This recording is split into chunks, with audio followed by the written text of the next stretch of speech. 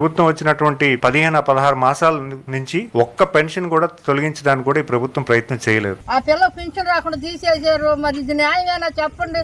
మీ ప్రభుత్వం వచ్చినాక నాయన మాకు ఇట్లా అన్యాయం అయిపోయింది. కంఫర్ట్ లేదా మనకి?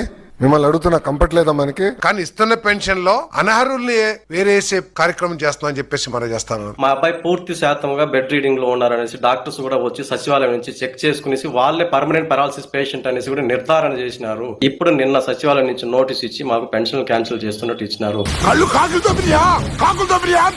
7.86 లక్షల దివ్యాంగ పెన్షన్ 6,000 రూపాయలు పొందుతున్న దివ్యాంగ పెన్షన్ దారులుంటే వారిలో 5.1 లక్షల మందికి వారి సర్టిఫికెట్ని వారి అంగవైకల్యాన్ని అర్హత కలిగిన వైద్యాధికారుల దగ్గరికి వెళ్లి రీవెరిఫికేషన్ చేసుకోమని నోటీసులు ఇవ్వడం జరిగింది. చేతులు కాళ్ళు కనపడవా? మీ వికలాంగాన్ని కనిపించదా?